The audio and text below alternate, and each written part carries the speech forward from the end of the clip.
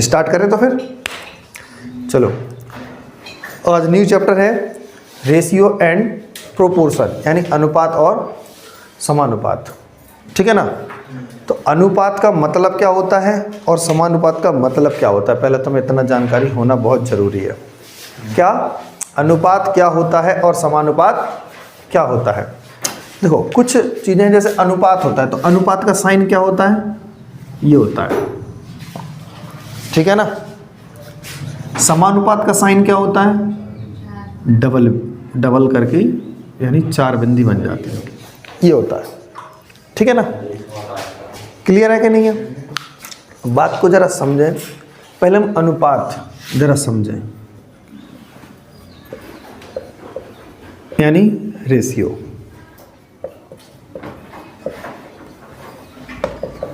Ratio अनुपात reality में क्या होता है, कोई है जो बता पाए। अनुपात के बारे में अगर किसी को पता है तो बताओ। दो संख्याओं का छोटे से छोटा रूप। हाँ, दो संख्याओं के छोटे से छोटा रूप। और उसके बाद में काटे ना उसके बाद। चलो देखो, यहाँ पर हम लिखें, जैसे हम लिखें एक ही प्रकार की जो राशि होती है ना, एक ही प्रकार की राशियों के तुलनात्मक संबंध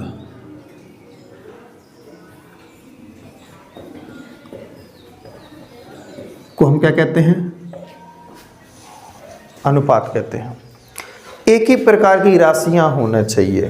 क्या होना चाहिए, एक ही प्रकार की राशियां।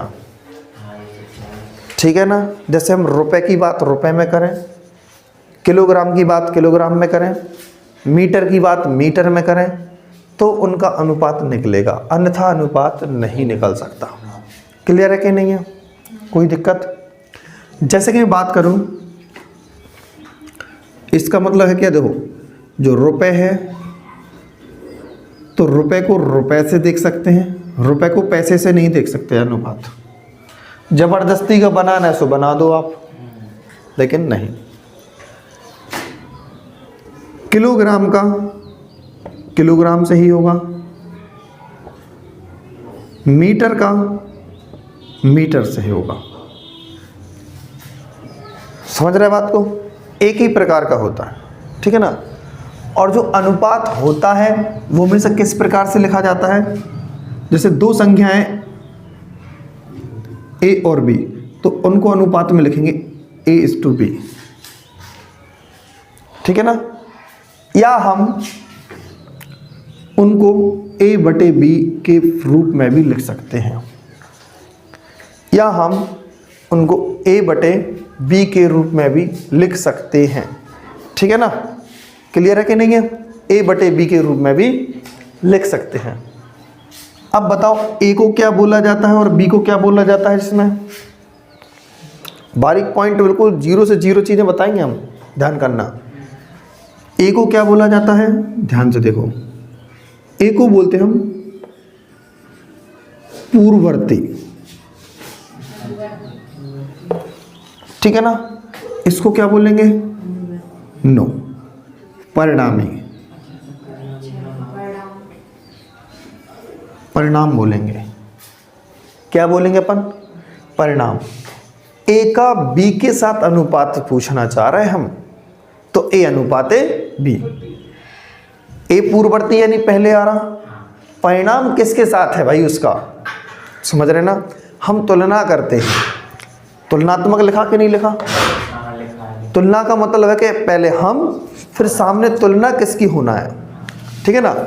तो वो सामने रिजल्ट है, फिर तुलना होगी भाई। ठीक है ना। समझ रहे बात को कि नहीं समझ रहे। तो इस प्रकार के हम मतलब जो लिखा है ना A/B, तो इसमें हम पूर्ववर्ती इसको बोलते हैं, परिणाम उसे बोलते हैं। तो अपन मतलब जो अनुपात का जो रिलेशन है वो अपन इस प्रकार से शो कर सकते हैं ना। क्लियर है कि नहीं है, कोई दिक्कत तो नहीं है, बताओ। ठीक है।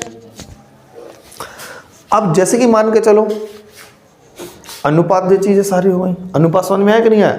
जैसे कि मैं बात और तुम्हें अच्छी तरीके से समझाऊं कि ठीक है, आपने कहा कि सर आपने बोला है कि रुपए का रुपए से, किलोग्राम का किलोग्राम से अनुपात है। अगर मैंने लिख दिया यहाँ पर 15 रुपीज़, अच्छा लिख जाए यार ऐसे, और यहाँ पर 25 रुपीज़, ठीक है ना। इन दोनों का अनुपात कितना है? 15:25, यानी 15:25। क्या यह अनुपात सही है?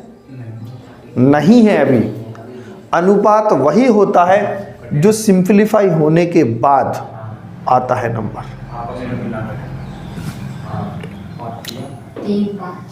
5 से 3 बार में जाएगा और 5 से 5 बार में जाएगा। तो रेशियो क्या बना इनका? 3:5 बना कि नहीं बना? ठीक है ना। समझ में आ रही बात कि नहीं आ रही?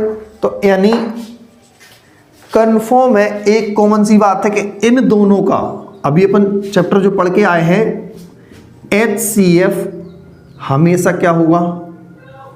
1 होगा। यानी ये दोनों नंबर मात्र 1 से कटेंगे, यानी 1 से, ओनली फॉर ओनली 1। तो ये नंबर ही से कटेंगे। हाँ कटेंगे।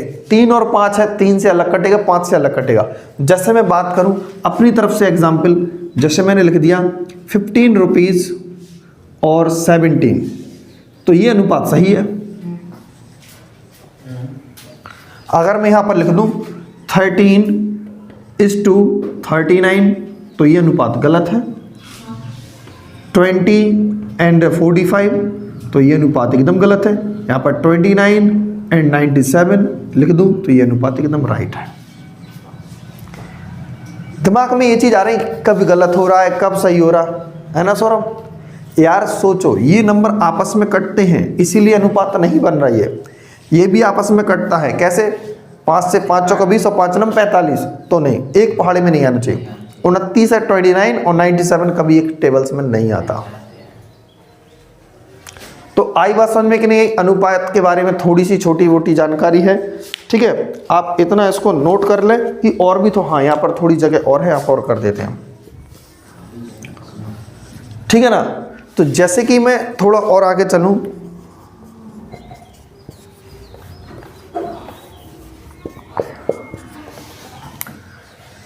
कि थोड़ी समानुपात के बारे में जानकारी ले लेते हैं। हाँ, समानुपात के बारे में। तो ऐसा मतलब कि 2 अनुपात अगर इक्वल हो जाए, 2 अनुपात इक्वल हो जाएं, तो हम कह सकते हैं कि दोनों को जो अनुपात इक्वल है, तो बीच में दोनों का जो रिजल्ट है वो समानुपात है। यानी 2 अनुपात समान हैं तो उसको हम क्या बोलते हैं? समानुपात, यानी प्रोपोर्शन। कैसे? जैसे मैं लिखूं यहां पर A और B का जो अनुपात है वो P और Q के अनुपात के बराबर है, मानो ऐसा, तो उसको हम क्या कहेंगे? समानुपात है। क्या है? यानी ये अनुपात और ये अनुपात बराबर है, समान है, इक्वल, तो क्या कहलाएंगे जे? समानुपात, ठीक है ना। जब 2 अनुपात एकदम समान हो जाते हैं तो उनका मतलब होता है कि वह समानुपात में है, ठीक है ना। अब ध्यान से देखो, इन नंबरों को हम क्या कहते हैं? इनको बोलते हैं मध्य। इनको क्या बोलते हैं अपन? चरम, ठीक है ना। मतलब चरम मतलब चरम सीमा पर। हाँ, तो शुरुआत और लास्ट है ना, पिक पॉइंट। यहाँ से देखेंगे तो ये सबसे टॉप दिख रहा है, यहाँ से देखेंगे तो ये टॉप दिख रहा है, ठीक है ना। तो ये मिड में है, कहीं से भी देख लो तो ये बीच में है। मध्य का मतलब बीच में है, ये बाउंड्रीड वाले हैं। आ रही बात समझ में? अब इनको हम क्या लिख सकते हैं? मैंने अभी हाल आपको बताया, ध्यान से देखो। कभी भी जैसा ऐसा अनुपात होता है उसको हम A/B के फॉर्म में लिखते कि नहीं लिखते? तो ऐसे ये नंबर है, इसको हम क्या लिखेंगे बताओ मुझे? A/B P/, लिख पाएंगे कि नहीं लिख पाएंगे? समानुपात को कौन सा बता दिया जाता है? ये वाला बता दिया जाता है। क्लियर है कि नहीं है? तो ध्यान से जरा समझें। इसमें पहली चीज और क्या होती है समझने वाली, कि जब जो 4 नंबर दिख रहे हैं ना, यदि A, B व P, Q में किसी संख्या को जोड़ दिया जाए,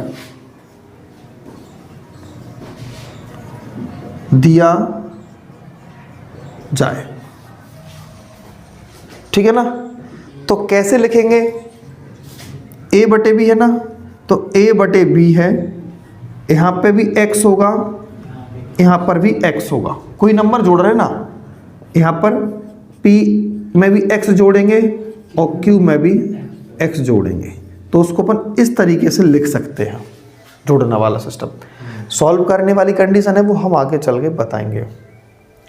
कभी कोई कहे जैसे 2 अनुपात बराबर हैं और कहते हैं 4 अनुपात, कभी ऐसा भी सोच लो, सीधा यही थ्योरी लिख के आएगी, यदि A, B तथा C और D में या P और Q में किसी एक संख्या को जोड़ने पर वह संख्या समानुपात में हो जाती है। क्या हो जाती है? समानुपात में हो जाती है। तो वह संख्या ज्ञात करो।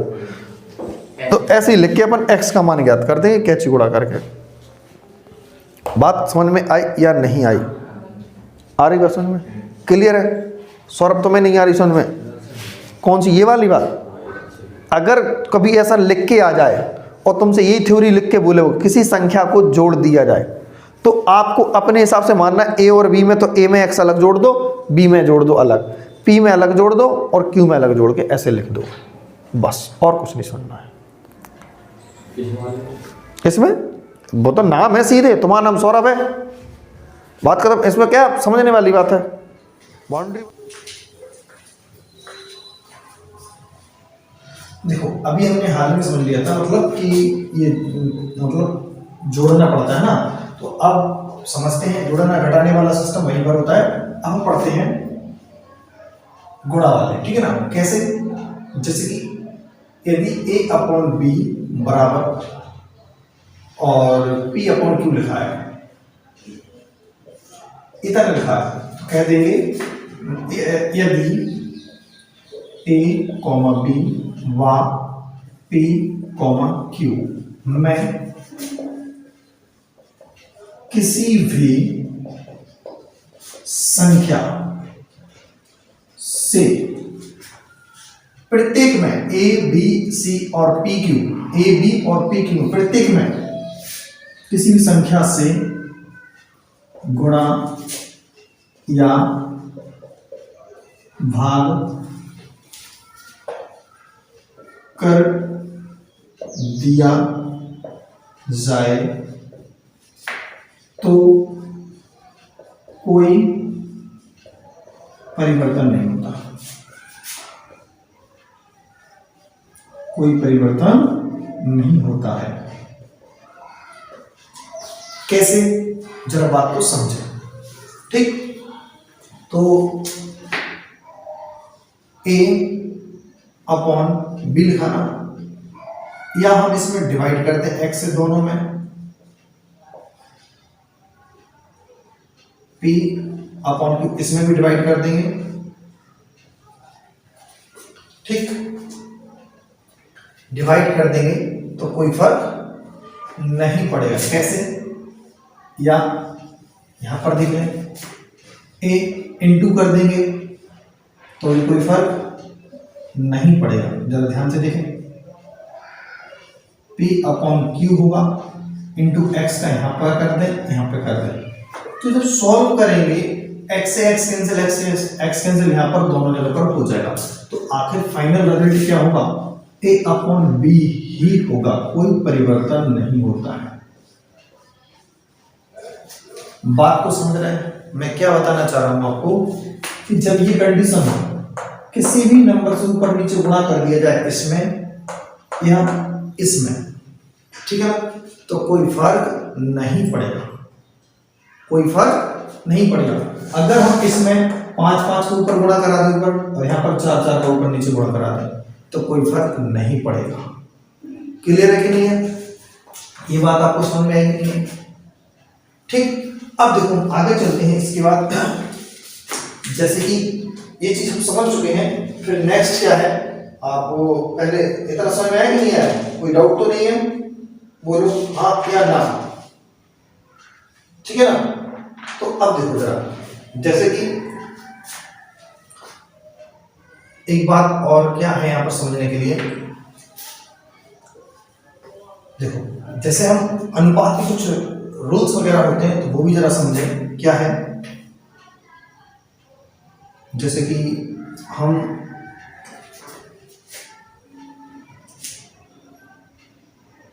प्रथम अनुपात की बात करते हैं, ठीक है ना? तो जो ए और बी का अनुपात होता है इसको हम बोलते हैं प्रथम, ठीक है ना? और मध्य अनुपात किसे बोलते हैं आप मुझे बताओ? मध्य अनुपात, जो मध्य अनुपात होता है उसे बोलते हैं रूट ए बी। क्या बोलते हैं? Root A B. यदि ए और बी का नॉर्मल अनुपात बात करें तो A:B, ठीक है ना? लेकिन ए और बी का मध्य अनुपात पूछा जाए तो क्या बताएंगे अपन? ए मतलब अंडर रूट ए बी। कैसे आता है जरा ध्यान से देखें। ए का किसी नंबर x के साथ जो रेशियो होगा वही x का b के साथ रेशियो होना चाहिए, ठीक है ना? बीच में क्या लगा देंगे? समानुपात। तो क्या होता है? किनारे वाले का मल्टीप्लाई और बीच वाले का मल्टीप्लाई, यानी x का x के साथ मल्टीप्लाई करेंगे तो x स्क्वायर होगा, a का b के साथ करेंगे तो क्या होगा? b स्क्वायर, ठीक है ना? तो क्या बनेगा? स्क्वायर हटाएंगे, सॉरी b स्क्वायर नहीं, a का b में करेंगे तो ab, क्या बनेगा? ab। स्क्वायर हटाएंगे तो अंडर रूट क्या बन जाएगा? ab बनेगा। क्या बनेगा? Under root ab। आएगा समझ में कि नहीं आई? क्या बनेगा? Under root ab। अब बात को जरा समझें। तृतीय अनुपात, क्या? तृतीय अनुपात। तृतीय अनुपात क्या होता है?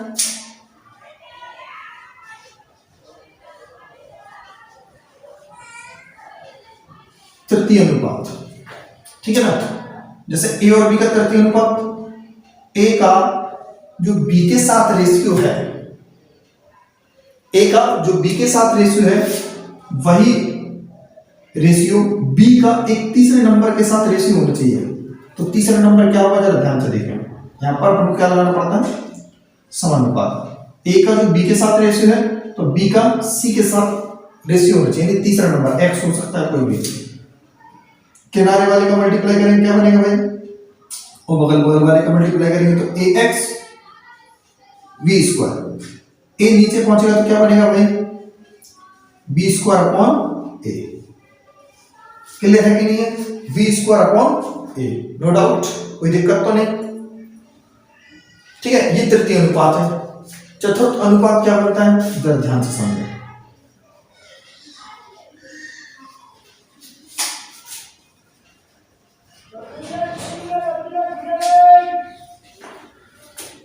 देखो ए का जो रेशियो बी के साथ है, ए का जो रेशियो बी के साथ है, ठीक है? ऐसे एक तीसरे नंबर का जो रेशियो होना चाहिए सी का रेशियो एक्स के साथ होगा, ठीक है ना? ए का जो रेशियो बी के साथ है यानी 2 नंबर कंप्लीट हो चुके हैं। तीसरा नंबर कोई एक होगा वो चौथे नंबर के साथ कुछ वही रेशियो बनाएगा जो ए और बी में रेशियो है। जो पहले 2 नंबर में रेशियो है वही लास्ट के 2 नंबर में वही रेशियो होना चाहिए, उसे अपन बोलते हैं चतुर्थ अनुपात, ठीक है ना? पहले 2 नंबर में रेशियो है वही रेशियो और नेक्स्ट जो आगे आएंगे 2 टर्म्स उसमें वही रेशियो होना चाहिए। कैसे? यहाँ पर अपन समानुपात का साइन लगाएंगे, जरा ध्यान से देखो। ए का मल्टीप्लाई एक्स में करेंगे तो ए एक्स होगा, बी का सी में करेंगे तो बी सी होगा। एक्स बराबर क्या होगा मुझे बताओ? बी सी अपॉन ए। क्या होगा? बी सी अपॉन ए, ठीक है ना? तो ये प्रथम, मध्य, तृतीय और चतुर्थ अनुपात। क्लियर है कि नहीं है? तो ये चीजें आप अच्छी तरीके से नोट कर लें और इसको समझ लें, और जहां पर नहीं आया समझ तो आप कमेंट बॉक्स में जरूर छाप सकते हो। ठीक है ना। तो फिलहाल नोट करें, चलते हैं नेक्स्ट स्लाइड पर। चलो नेक्स्ट इन चतुर्थ अनुपात तक पहुंच चुके हैं। इसके बाद और कौन सा आता है जरा अनुपात, जरा देखें ध्यान से।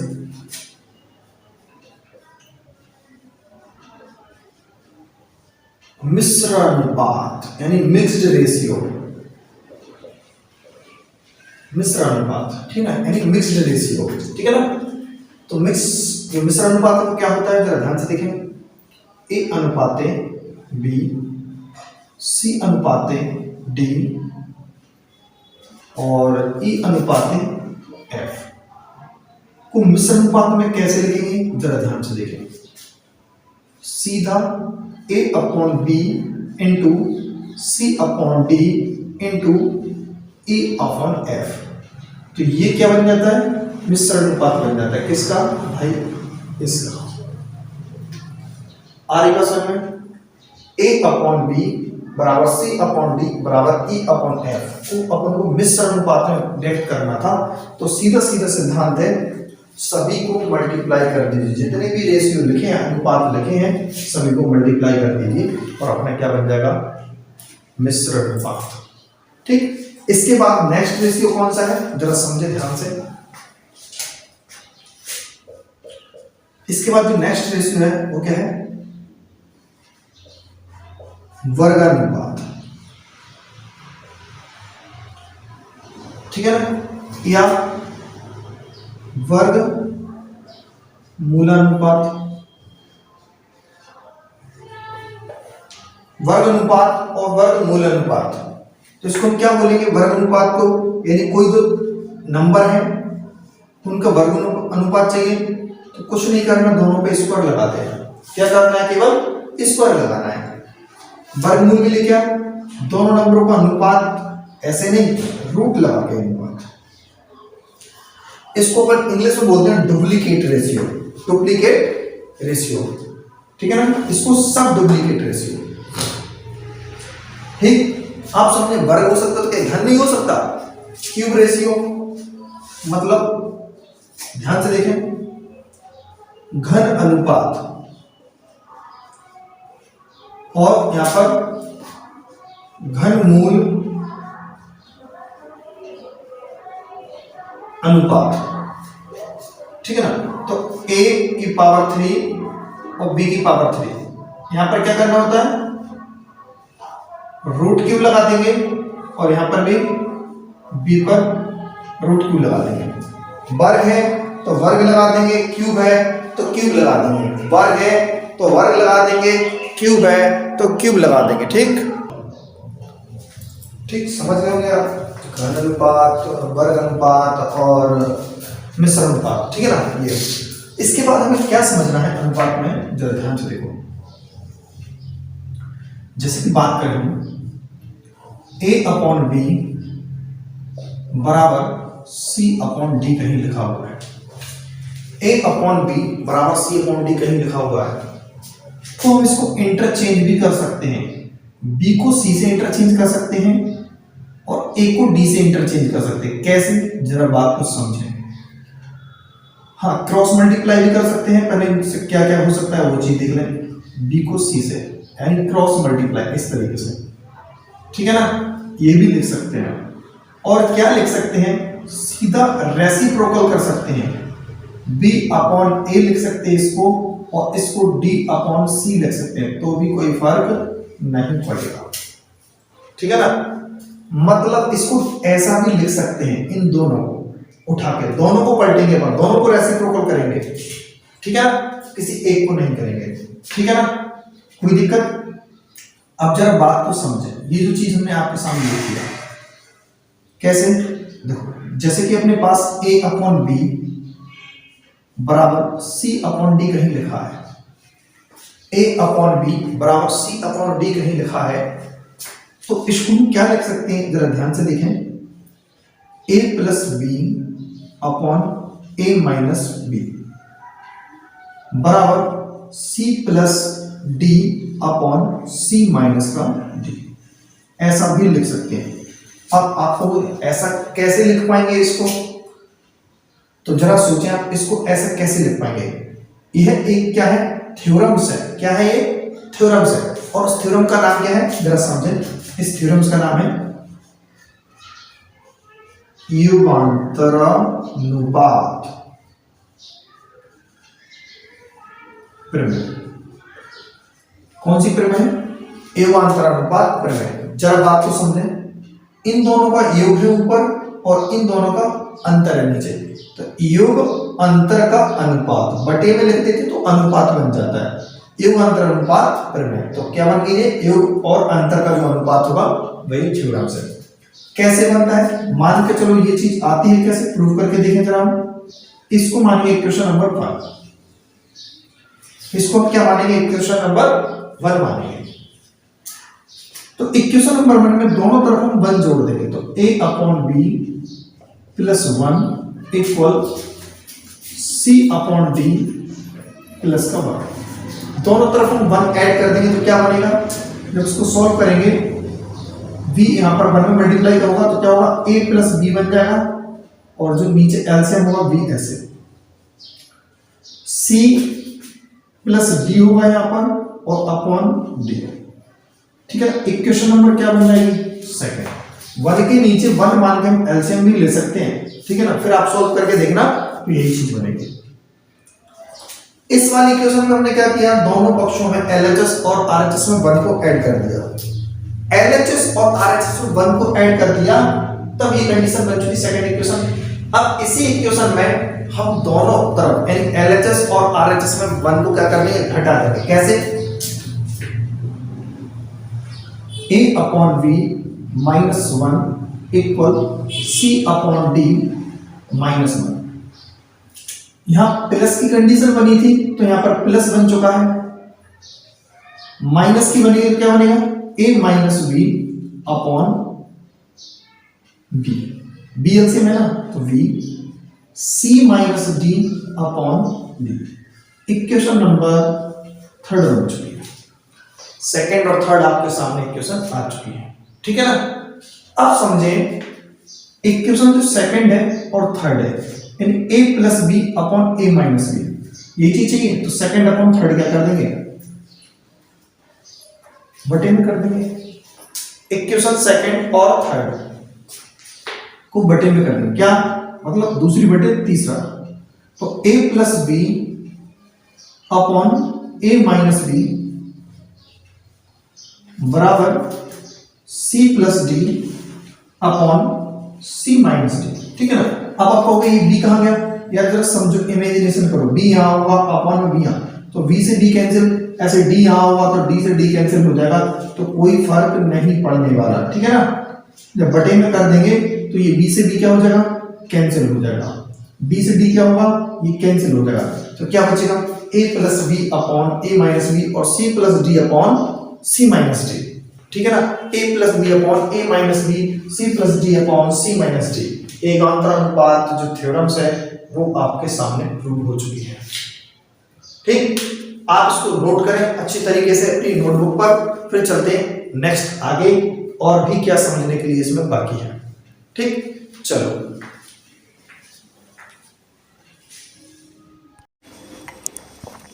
देखो, जैसे कि अपन युगांतर अनुपात फिर में पढ़ चुके हैं यानी कंपोनेंट डिपेंडेंट थ्योरम्स। अब इसके बाद क्या है समझ जरा, जैसे कि कभी भी a/b बराबर c/d बराबर e/f इस प्रकार से लिखा हुआ हो तो इसका मतलब ये होगा कि जैसे a और b का जो रेशियो होगा, c और d का जो रेशियो होगा, e और f का जो रेशियो होगा, वही ratio a + v + c a + b + c नहीं, a + c + e यानी ऊपर वाले नंबरों को ऐड कर देंगे, फिर अपॉन में नीचे वाले नंबर v + d + का f, इनका भी वही रेशियो होगा जो कि इनका था। जैसे कि एग्जाम्पल में आपको बताऊं, 5/10 8 का 16 भी लिख सकते हैं, 9 का अपन 18 भी लिख सकते हैं, डबल करके रेशियो बता रहे हैं हम आपको, यहाँ पर 10 करके 20 भी लिख सकते हैं, जैसा भी आपके मन में आए, ठीक है ना। तो इसका मतलब क्या है, इन सभी को तुम सिंप्लीफाई करोगे तो क्या रेशियो निकलेगा, 1/2, 5 एकम 5, 5 दूनी 10, जोड़ के देखो आप, 5 और 8 13, 13 9 22 और 10 32, सभी को जोड़ोगे ना, यानी 5 प्लस का 8 प्लस का 9 प्लस का 10, अपॉन में इसको जोड़ दो, 16 और 10 26, 26 और 8 34 और 10 44 और 20 64, यानी सभी को जोड़ेंगे 10 प्लस का 16 प्लस का 18 प्लस का 20, तो इन सबको ऐड किया तो ऊपर 32 बना और यहाँ पर 64, तो सिंप्लीफाई करेंगे तो इसका आंसर भी कितना आया, 1/2 आया कि नहीं आया। इनका जो आंसर आया वो भी 1/2 आएगा, और इन पर्टिकुलर नंबर का भी 1/2 देखो, 5 एकम 5, 5 दूनी 10, 8 एकम 8, 8 दूनी 16, सभी नंबर का 1/2 आएगा। ठीक है ना, आएगा कि नहीं आएगा। तो ऐसे ही इन नंबरों को ऐड करेंगे तब भी वही रेशियो निकलेगा अपना, और कुछ नहीं आएगा। आप सोचो बहुत कुछ डिफरेंट हो जाएगा। ठीक, और क्या चीज़ समझने के लिए अपन को रेशियो एंड प्रोपोर्शन में, जरा ध्यान से समझें। देखो यहां पर भी समझ लें,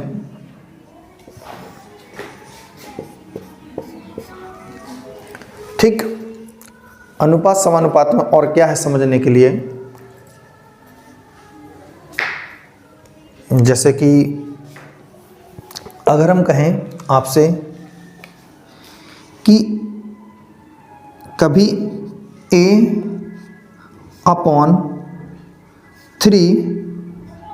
और B/5 C/4 दिया हुआ है, तो हम ABC का अगर रेशियो निकालने की बात करें तो क्या निकलेगा, सीधा 3, B के नीचे 5 है तो 5, C के नीचे 4 है तो 4, ये अपना क्या हो जाएगा, नॉर्मली आंसर। ठीक है ना, क्लियर है। कभी इस प्रकार से पूछा जाए तो डायरेक्टली आंसर। ठीक, अब क्या समझना है जरा ध्यान से देखो, और भी आगे कभी ऐसा आ जाता है 3A = 4B, और यहाँ से AB का रेशियो पूछा जाए, क्या पूछा जाए, AB का रेशियो, तो कुछ नहीं करना, AB का रेशियो आराम से बता सकते हो। A का रेशियो चाहिए, A को छिपा दो, क्या लिखा, 4 आंसर। B का चाहिए ना, B को छिपा देंगे तो 3 बचाना, तो 3 आंसर। ये नॉर्मली सीधा का सीधा होता है। ठीक है ना, A का चाहिए, A को छिपा देंगे तो A के सामने नंबर कौन सा दिख रहा, 4, तो A की वैल्यू 4 आएगी। B को चाहिए तो B का छिपा देंगे तो B के सामने 3 नंबर दिख रहा ना, तो 3 यहाँ, तो 4:3। ये 2 नंबर के साथ है, कभी 3 नंबर के साथ भी घटना घट सकती है ऐसी, कैसे, 3A = 4B = 5C, ऐसे। ठीक है ना, तो कैसे होगा भाई, A की वैल्यू चाहिए ना, B की वैल्यू चाहिए और C की वैल्यू चाहिए, कैसे आएगी जरा ध्यान से देखें। A चाहिए तो A छिपा दो, 4 और 5 बचाना, तो 4 5 जा कितना होगा, 20। अब B की वैल्यू चाहिए ना, तो B को छिपा देंगे, जब B को छिपाएंगे तो क्या आएगा, 3 और 5, 3 5 जा 15। C की चाहिए तो C की वैल्यू छिपा देंगे, तो 4 3 जा 12। ये सभी क्या हो जाएंगे, ABC के रेशियो बन जाएंगे। ABC के क्या बनेंगे भाई, ये रेशियो बन जाएंगे। क्या बन जाएंगे, रेशियो। ठीक है ना, कोई दिक्कत। चलो अब यहां देखें और आगे क्या है समझने के लिए। जैसे कभी A और B की रेशियो आ जाती है 3:5 और B और C का रेशियो आ जाता है 4:3, तब भी हमसे ABC का रेशियो पूछा जाता है, तो कैसे बता पाएंगे जरा ध्यान से समझा। ABC का रेशियो कैसे बता पाएंगे, A का रेशियो चाहिए तो सीधा मल्टीप्लाई करा दें आप, 4 3 जा 12, क्लियर। B का रेशियो चाहिए तो B का B में मल्टीप्लाई करा दें, यानी ऐसे 5 चौके 20। ठीक है ना। अब यहाँ पे देखो C का रेशियो चाहिए ना, जब C का रेशियो चाहिए तो C का सीधा ऐसे मल्टीप्लाई करा दें डायरेक्ट, यानी इस तरीके से अपन को पैटर्न ध्यान रखना है, ये वाला A ये और ये, तो 5 3 जा कितना बनेगा 15, यानी अपन को उल्टा n नजर आ रहा है, ऐसे ऐसा और इस तरीके का पैटर्न। ठीक है ना, ये पैटर्न ध्यान रखना है अपन को दिमाग में, जब भी कभी ऐसा है तो इस तरीके से अपन क्या डायरेक्टली रेशियो निकाल सकते हैं, 12 और 20 और 15। ठीक है ना। अगर ये सिंप्लीफाई होते हैं तो कर दीजिए, यहाँ पर भी है, अगर ये सिंप्लीफाई हो रहे हैं तो कर दीजिए, नहीं तो नो डाउट आंसर यही बन जाएगा। ठीक है ना। ये ए बी और बी सी कभी डी के साथ भी आ सकता, कैसे? ए अनुपाते बी तो बनेगा 3 4, बी सी का बनेगा सपोज दैट 5 और 6 लिख दें हम यहाँ पर, सी का डी के साथ बना देंगे 2 और 5। इस प्रकार से अगर हमने रेशियो बना दिया, ठीक है ना, तो कहेंगे वो ए बी सी डी का रेशियो बताइए। किसका बताइए?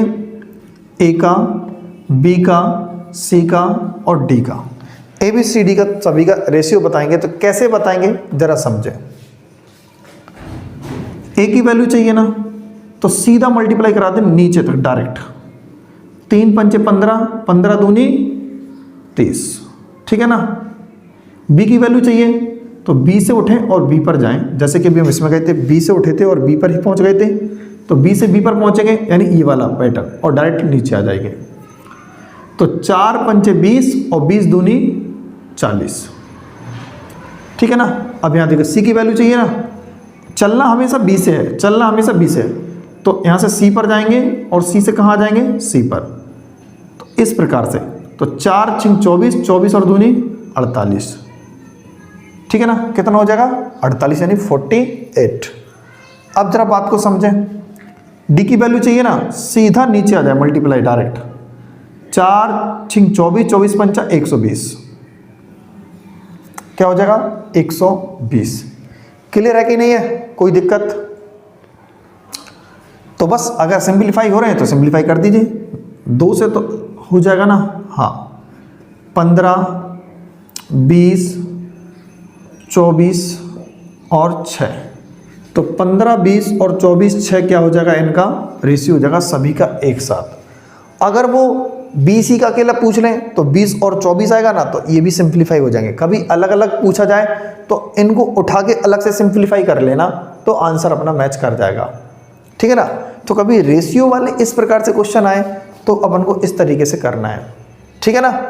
तो चलो आप इसको नोट कर लें, फिर अगली स्लाइड पर चलते हैं भाई। क्या है उसमें, उसको और समझना है आपको, नोट करें भाई।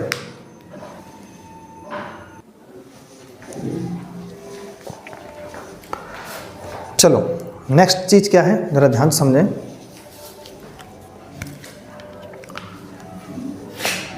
जैसे कि कभी ऐसा क्वेश्चन आ जाए, ए कॉमा बी का व्युत्क्रमानुपात, ए बी क्या कोई भी नंबर्स हो सकते हैं, तो सीधा सीधा क्या आंसर देना है अपन को? वी अनुपाते ए, एक ही चीज। लेकिन यही चीज ए कॉमा बी कॉमा सी का व्युत्क्रमानुपात पूछ ले तो फिर क्या आंसर होगा? क्या डायरेक्ट होगा इसका CBA? नहीं होगा। फिर क्या करना है? व्युत्क्रम का मतलब क्या होता है जरा समझें। 1/A, 1/V और 1/C, ये होता है रेशियो। तो ABC की जगह पर कोई भी नंबर्स हो सकते हैं, तो कुछ नहीं कराना है, सीधा इसमें मल्टीप्लाई करा देना A, B, C का जो LCM होगा। ABC का जो LCM होगा मल्टीप्लाई करा देना, इसमें पूरे 1 में भी होगा, इस 1 में भी, इस 1 में भी, फिर जो कट जाए फिट जाए उसको काट फिट देना, और उसके बाद जो रेशियो बनेगा व्युत्क्रमानुपात का रेशियो बन जाएगा। ठीक है ना। व्युत्क्रमानुपात निकल आएगा। अब ध्यान से देखें क्या नेक्स्ट, यदि कोई राशि R को दो व्यक्ति A व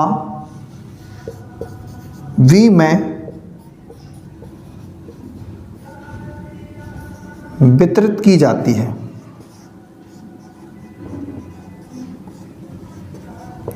तो ए का हिस्सा वितरित की जाती है, एक चीज वितरित की जाती है m अनुपात n के अनुपात में। एक चीज और लिख लें, है कि नहीं, अनुपात में a का हिस्सा क्या होगा, ये चीज अपन को पता होनी चाहिए कैसे a का हिस्सा निकाला जाता है। ठीक है ना, कोई राशि है, अगर उसको 2 व्यक्ति या 3 व्यक्ति या 4 व्यक्ति, इससे ज़्यादा भी हो सकते हैं, तो अगर m अनुपाते n में विभक्त की जाती है, 3 होंगे तो mno हो सकता है, 4 होंगे तो mnop हो सकता है, जितने व्यक्ति होंगे उतने रेशियो चलेंगे। ठीक है ना, तो इतने व्यक्तियों में विभक्त की जाती है, तो पहले वाले व्यक्ति का हिस्सा क्या होगा, जरा देखें, अनुपात जो होगा उसको जोड़ देंगे, पहला वाला पूछा तो पहले वाले को लिख देंगे, राशि टोटल कितनी है r। ठीक, b का हिस्सा क्या होगा, b का हिस्सा होगा, टोटल होगा m प्लस n, सेकंड वाले को अपन फॉलो कर देंगे n इंटू टोटल राशि कितनी है r। क्लियर है कि नहीं है, जरा समझें हम।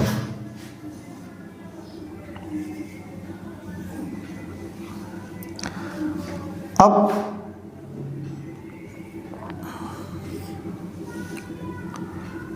a व v का अंतर पूछ लिया जाए, a और b की राशि का जो डिफरेंस है वो पूछ लिया जाए, तो जरा ध्यान से देखें, तरीका वही है निकालने का, क्या m प्लस n होगा, a का हिस्सा कितना था m, b का हिस्सा कितना था n, तो भाई हिस्सा क्या होगा mn था ना, तो m और n का अंतर पूछा है, तो अंतर का साइन लगा कर टोटल राशि कितनी है r। ये तो कभी इस प्रकार के क्वेश्चन आ जाएं तो कर सकते हैं, ठीक है ना। लेकिन मैं आपको बता दूं, ये जो रेशियो चैप्टर है, इसको आप जितना गहराई से पढ़ लेंगे, जितना अच्छी तरीके से, तो इससे आपके चैप्टर कंप्लीट कौन कौन से हो जाएंगे, मिश्रण, आयु प्रॉब्लम और पार्टनरशिप, 3 चैप्टर जो आपके एकदम स्ट्रांग होंगे, क्योंकि तीनों चैप्टर एकदम एक दूसरे में लिंक होते हैं। ठीक है ना, वैसे रेशियो को भी जोड़ लिया है तो 4 चैप्टर एक दूसरे से जुड़े होते हैं, तो इन चारों को एक साथ पढ़ाना चाहिए हमेशा, और हम चारों को एक साथ भी पढ़ाएंगे, जैसे कि आपकी एकदम स्ट्रांग हो जाए पहले। लेकिन अनुपात समानुपात समझना बहुत जरूरी है, ठीक है ना। ये चीज़ समझ में आई कि नहीं आई, अगर नहीं आई हो तो बता सकते हो आप, बोलो, कोई चीज़ दिक्कत तो नहीं है, ठीक है ना। देखो ये चीज़ हो चुकी। हाँ, एक टाइप्स का क्वेश्चंस कभी ऐसा आता है, मैं आपको बता दूं, यदि a अपॉन b इक्वल 7/2 ऐसा आ जाए, और कभी पूछ लिया जाए अपन से 3a plus 2v upon 3a minus 2b, ऐसा कभी पूछ लिया जाता है, तो कुछ भी नहीं करना है आपको कि कुछ ज़्यादा दिमाग चलाओ, a की वैल्यू डायरेक्ट 7 रख देना, v की वैल्यू 2 रख देना, और अपना आंसर आ जाएगा। a की वैल्यू 7 रख देंगे, v की वैल्यू 2 रख देंगे, और अपना आंसर क्या हो जाएगा, आ जाएगा। ठीक है ना, कोई दिक्कत तो नहीं है। तो देखो, जहाँ तक है रेशियो एंड प्रोपोर्शन के जो कॉन्सेप्ट है अपन ने कंप्लीट किया आज की क्लास में पूरा, और नेक्स्ट क्लास से जितने भी क्वेश्चंस हैं इनको लगाने की कोशिश करेंगे, और आप लोगों को समझाने का भी प्रयास हम करेंगे अच्छी तरीके से, ठीक है ना। तो आप सभी लोग ज़बरदस्त तरीके से क्लास से जुड़े रहिएगा, और फुल देखो SD यादव का सॉल्यूशन चल रहा है इस क्लास में, तो आप ज़्यादा से ज़्यादा जिनको SD यादव किताब अपनी यानी बुक्स कंप्लीट करना है, न्यू वाली बुक, तो वो इस क्लास को ज़्यादा से ज़्यादा शेयर कर दें, और उन लोगों तक जरूर पहुँचा दें जिसको SD यादव सही तरीके से पढ़ना है। सारे के सारे क्वेश्चंस न्यू अपडेटेड हैं, जितने भी हैं उनको अपन कंप्लीट कर रहे हैं, ठीक है ना।